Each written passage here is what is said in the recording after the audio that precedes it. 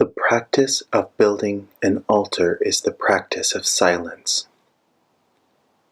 Silence is a place where ancestors enter your presence, and listening is the practice of learning ancient wisdom.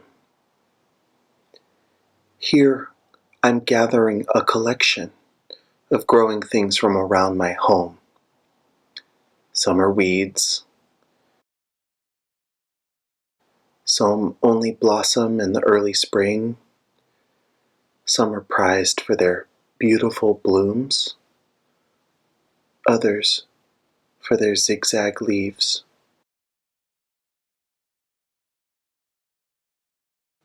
Their arrangement is as precise as my feelings that day, which is to say, I arrange growing things very precisely.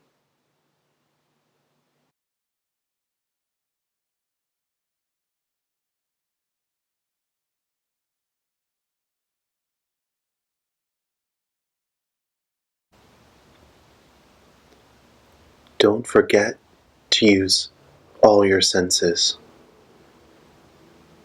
Ancestors share wisdom with taste, smell, touch, sounds, and vision.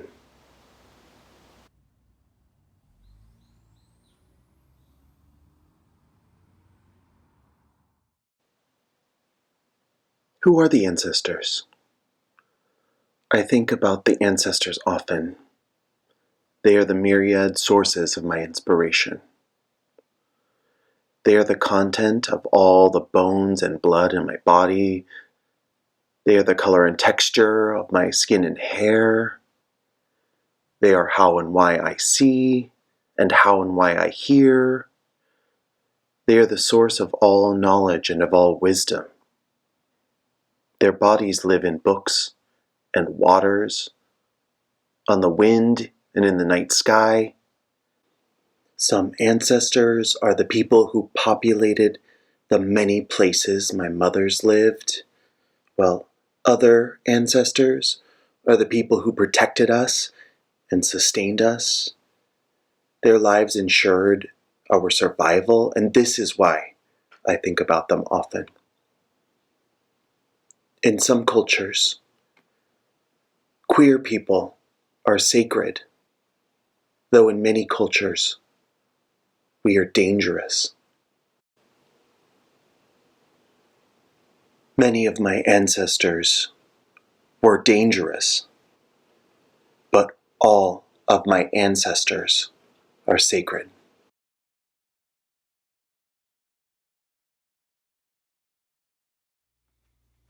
To build an altar, you must start with a strong foundation.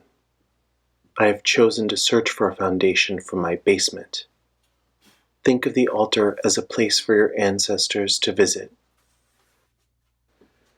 Imagine what would make them feel at home. It doesn't matter what it looks like, so long as it is sturdy.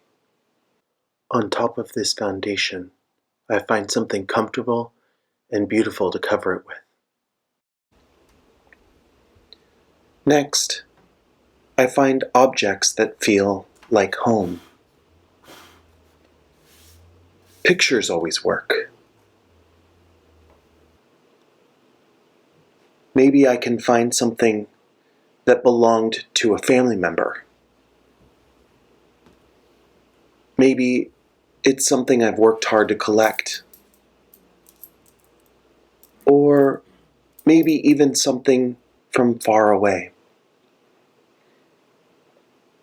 No matter what I find, all that matters is that it gives me a feeling, and that it is a feeling I wish to share.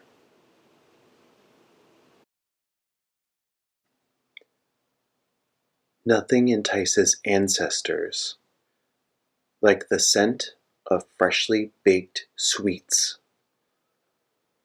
lovingly and carefully prepared, shared in a place with loved ones seeking mutual liberation, warmly greeted with radical acceptance. Try using a method of making passed down generations. Use your hands in old ways made new. Or try something new altogether. For how did ancestors make something eternal without the willingness to try something new? Sit with your dough as it rises. Allow your dough to rise.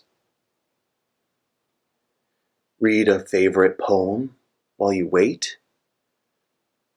Then dance to a song you can't help but dance to when you hear it.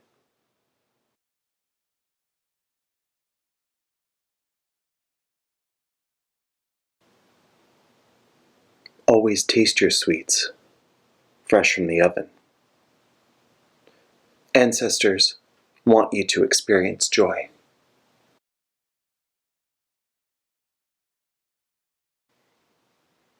An altar is the window through which we have meaningful conversations with the past.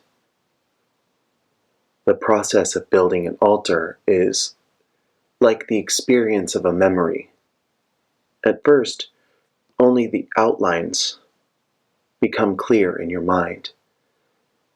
Then gradually the details begin to emerge. Memory works by attaching images to feelings. Just as water over a river produces a current. Ancestors communicate through feelings, and the placements of objects on the altar is a recollection of ancestral memory.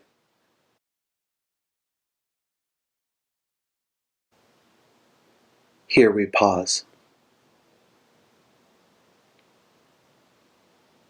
Remember that silence is a place where ancestors enter your presence, and listening is the practice of learning ancient wisdom.